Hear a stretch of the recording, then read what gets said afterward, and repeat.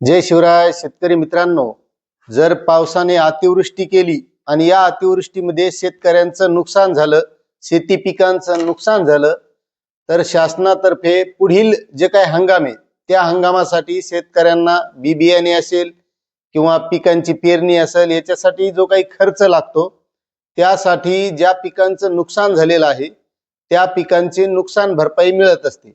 आणि तशीच नोव्हेंबर 2025 आणि डिसेंबर 2025 या 2 महिन्यामध्ये अतिवृष्टी अवकाळी पावसामुळे शेतकऱ्यांचं नुकसान झालं होतं आणि त्यासाठी शासनानं मदत जाहीर केलेली आहे। आता ती कोणत्या जिल्ह्यासाठी आहे, किती मदत आहे, कोणत्या जिल्ह्याला किती मिळणार आहे, याबाबतची सविस्तर माहिती आपल्याला या व्हिडिओमधून घ्यायची आहे। तर वेणूगंगा शेती योजना या YouTube चॅनल मध्ये तुमचं स्वागत आहे। तुम्ही जर नवीन असाल तर चॅनलला सबस्क्राइब करा, व्हिडिओला लाईक करा आणि जास्तीत जास्त बांधवांना ही माहिती शेअर करा। आता शेतकरी मित्रांनो, या अगोदर सुद्धा बरेच सारे असे शासन निर्णय आले होते। त्यावेळेस जून, जुलै, ऑगस्ट, सप्टेंबर, ऑक्टोबर या महिन्यामध्ये अतिवृष्टी झाली होती आणि त्यावेळेस सुद्धा शासनानं अशीच शेतकऱ्यांना मदत जाहीर केली होती। त्यामध्ये 8,500 रुपये हेक्टरी आणि रब्बी अनुदान 10,000 अशी मदत जाहीर केली होती। आता आणखी बरेचसे शेतकरी म्हणत आहेत की आम्हाला ती मदत मिळाली नाही, काही म्हणतात रब्बीचं अनुदान मिळालेलं नाही। आणि आता सुद्धा पुन्हा एक शासन निर्णय असा आलेला आहे की त्या जिल्ह्यातील ज्या शेतकऱ्यांचं नुकसान झालेलं असेल त्या शेतकऱ्यांना नुकसान भरपाईची मदत या शासन निर्णयाअंतर्गत दिलेली आहे। तर आपण सविस्तर तो शासन निर्णयच बघूया। तर शेतकरी मित्रांनो, हा शासन निर्णय 24 फेब्रुवारी 2026 रोजी निर्गमित करण्यात आलेला आहे।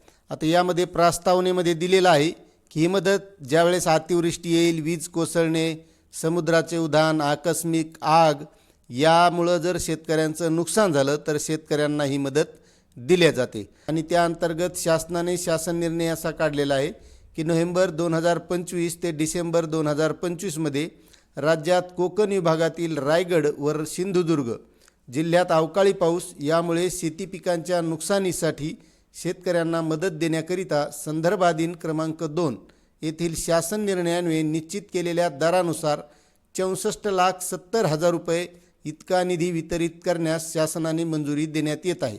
आता या शासन निर्णयासोबत एक प्रपत्र जोडलेलं आहे, त्यामध्ये कोणत्या शेतकऱ्यांना किती मदत मिळणार आहे आणि ही DBTच्या माध्यमातून त्या शेतकऱ्यांच्या खात्यामध्ये ही मदत येणार आहे।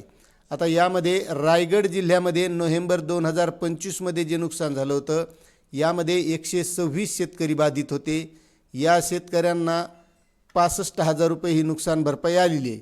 त्यानंतर सिंधुदुर्ग जिल्ह्यामध्ये नोव्हेंबर 2025 मध्ये जे नुकसान झालं होतं यामध्ये 3,088 शेतकरी बाधित होते। या शेतकऱ्यांना 60,84,000 रुपये नुकसान भरपाई आली आहे। त्यानंतर सिंधुदुर्ग जिल्ह्यामध्ये डिसेंबर 2025 मध्ये जे नुकसान झालं होतं, बाधित शेतकरी 3 होते। या शेतकऱ्यांना 21,000 रुपये नुकसान भरपाई आली। अशी एकूण 64,70,000 रुपये नुकसान भरपाई या नुकसान बाधित शेतकऱ्यांना मिळणार आहे, अशी ही माहिती होती। आपल्याला माहिती कशी वाटली आणि या अगोदरची नुकसान भरपाई आपल्याला मिळाली का, नक्कीच कमेंट करा।